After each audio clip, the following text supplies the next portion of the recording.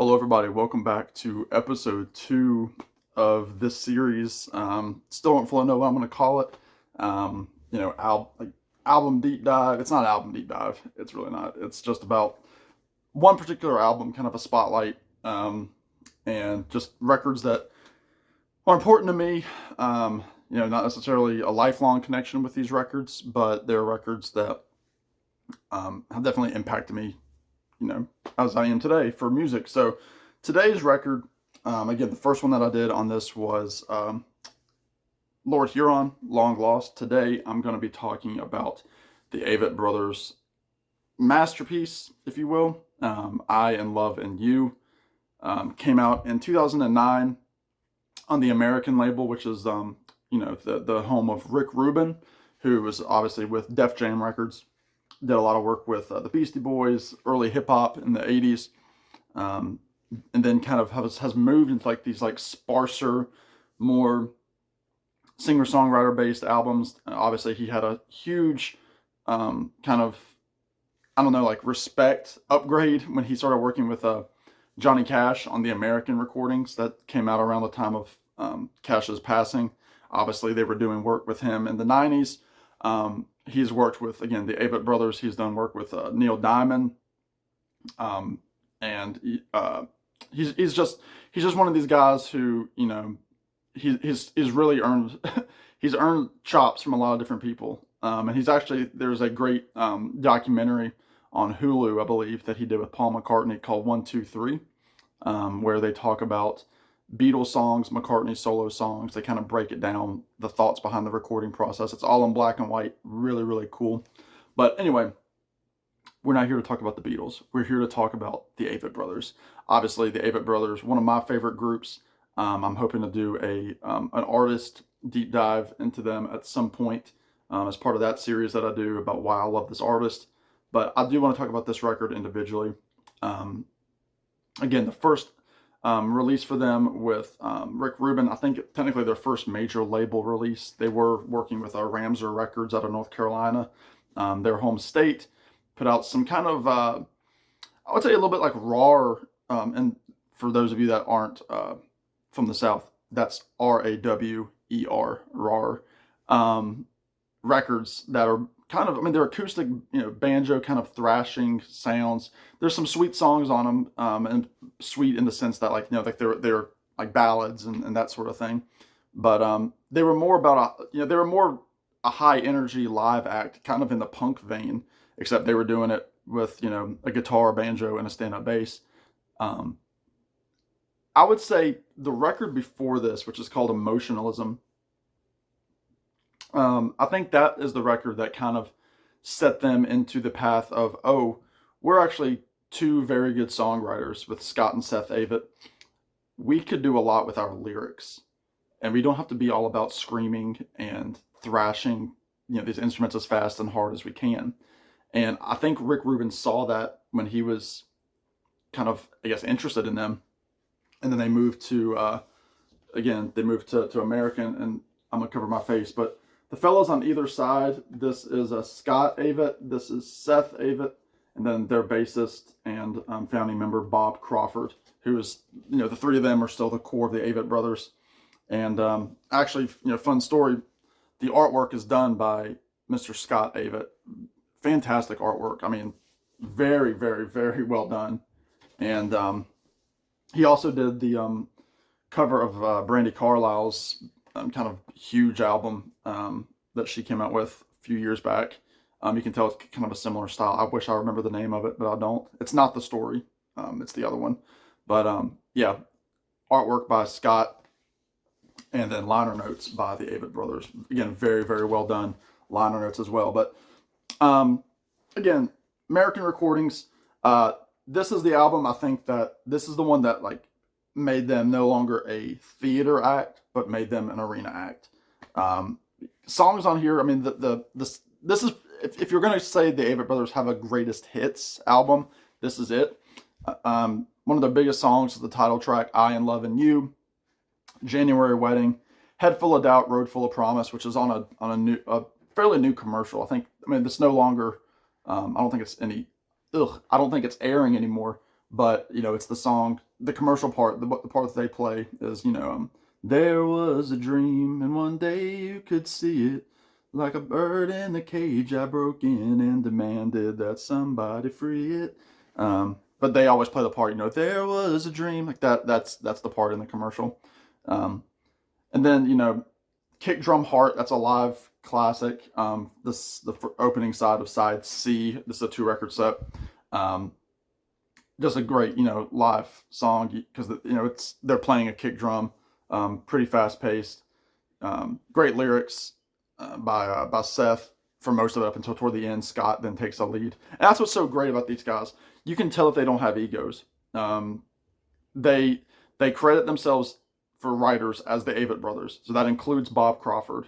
And I don't know how much writing Bob is doing. They have said in interviews that Bob throws in lines and that sort of thing, but they credit writing to the Avett brothers. And some of the most successful bands ever, that's how they do it. Like U2, they say that their songwriters are U2, plain and simple. The Beatles to an extent, Lennon McCartney. Even if John Lennon wrote 100% of the song, if it was under the name The Beatles, it's Lennon McCartney. Obviously, the Beatles didn't stay together that long, and I realize I'm talking about the Beatles again. Don't want to do that. So that's what's really cool too, is that they give credit to the band and leave it at that. Even though they'll talk about individual songs. Scott will say, "Oh, I wrote the lyrics to I Am Loving You, doing this," or Seth will say, "I did it, listening to a country song, a Waylon Jennings song, whatever it might be." But songwriting at its finest, in my opinion. Let me show you here. Again, here's the sleeves. All the artwork is done by Scott. But I do so many of these songs live, and this is kind of the album that I realized I was like, hey, I actually like the Avett brothers. And I'm going to talk about that here just now. So in college, I roomed in my junior year with 3 guys. One was my cousin. And then 2 guys that I knew through church for years and years and years. And I won't say his name, but we're still good friends. But his alarm. So it was me and my cousin in one room in the apartment, one bedroom, and then the other bedroom was the other two guys. But the wall was a shared wall, so we could hear each other's alarms in the morning when they would go off. And my friend, his phone alarm was the song "It Goes On and On," and it just made me so mad to hear it every single morning. And it was always the opening line where it's Scott Avett singing, "I lost my fear in your arms, I lost my tears in your car." That's as far as it would go, and he would hit the snooze. And so this guy would hit the snooze, I kid you not, 8 times. He set about a dozen alarms, and he admits it. But the song goes, and this is how it embedded itself in my head, was I lost my fear in your arms. It was just it rubbed me the wrong way. It wasn't. I was like, I need that to shut up right now.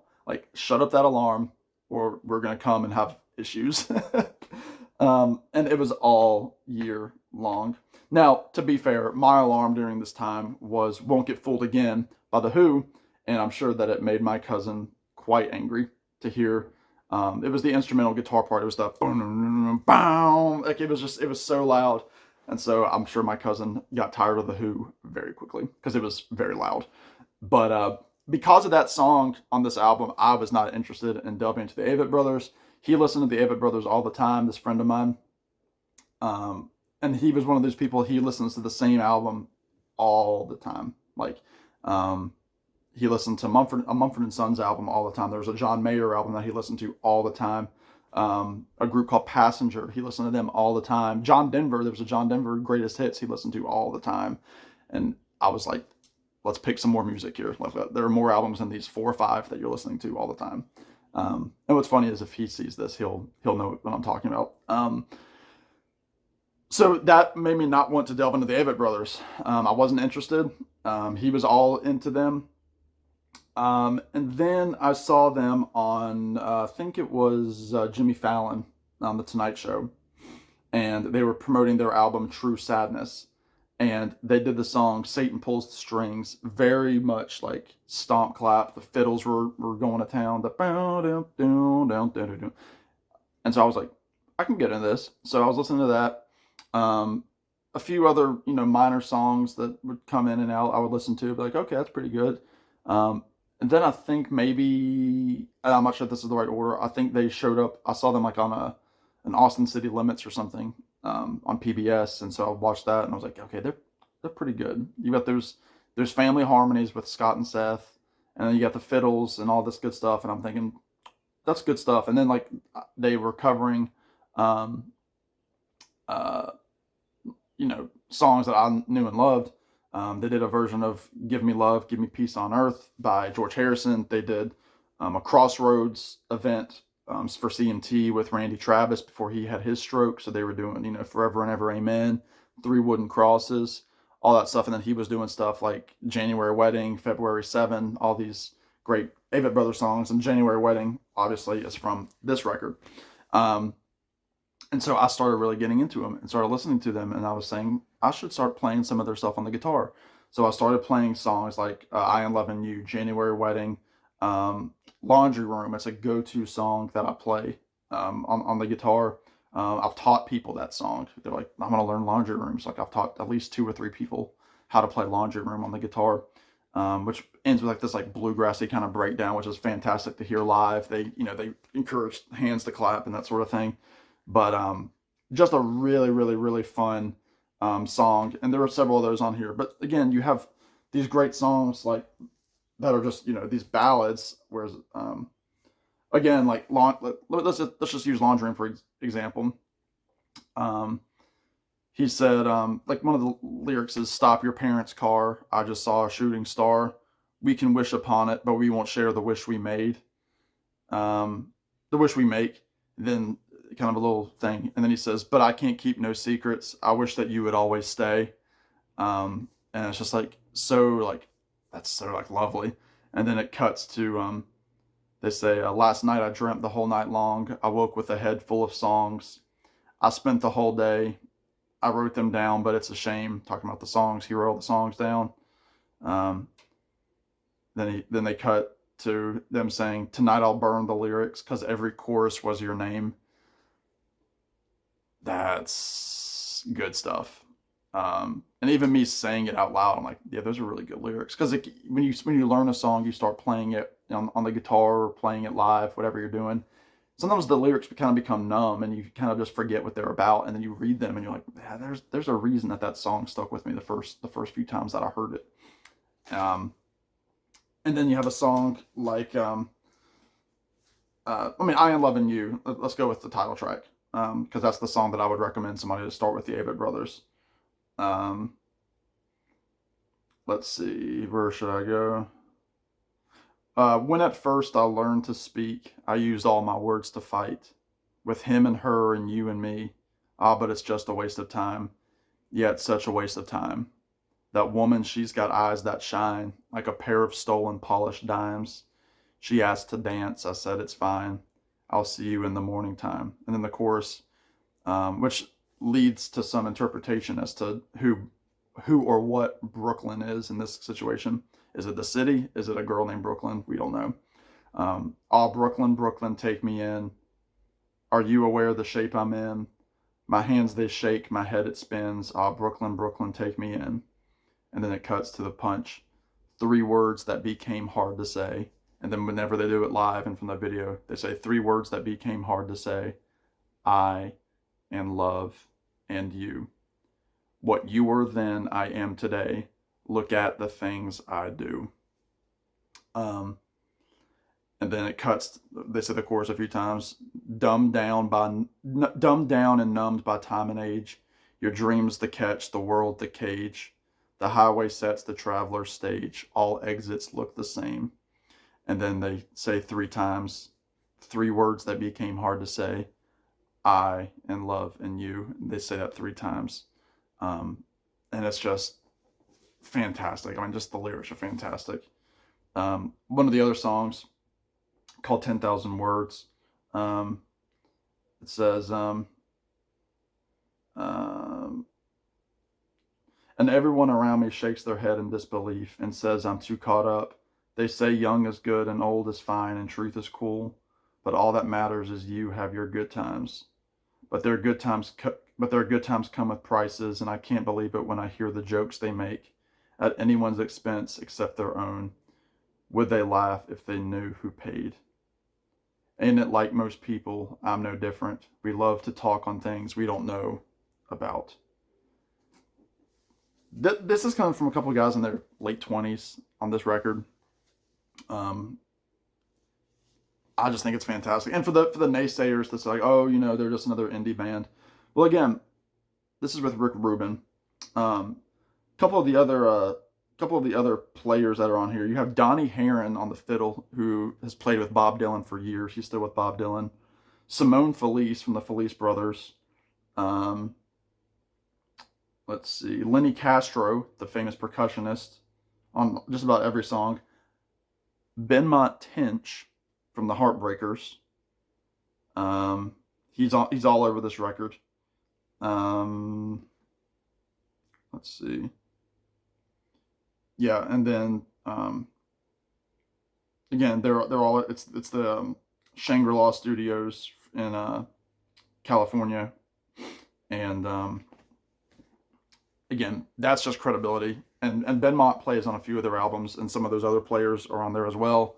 I mean, the Avett Brothers have played with, again, Randy Travis. They played posthumously on a Johnny Cash tune, the song "Ain't No Grave." They have played with Bob Dylan at some Americana awards. They've been in all sorts of ensembles, obviously with like Brandy Carlisle and, you know, Old Crow Medicine Show, groups like that.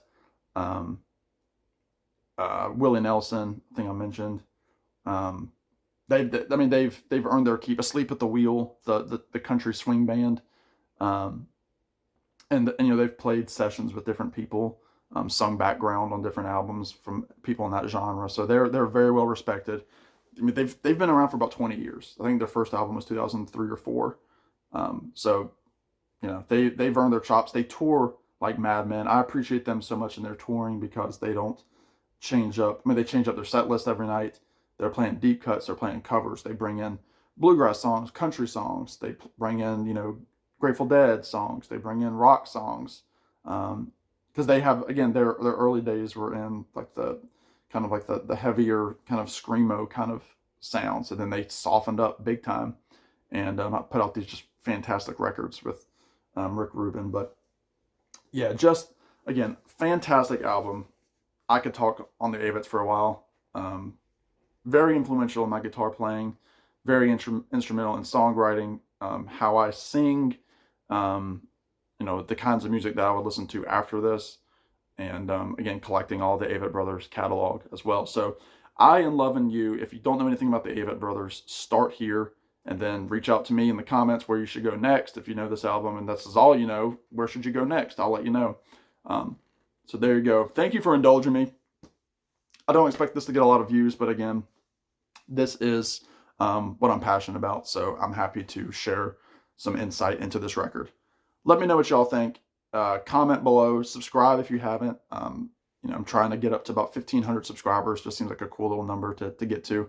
And I appreciate y'all watching. So with that, in the meantime, y'all be good. Take care. And we'll talk to you in the next one. Bye now.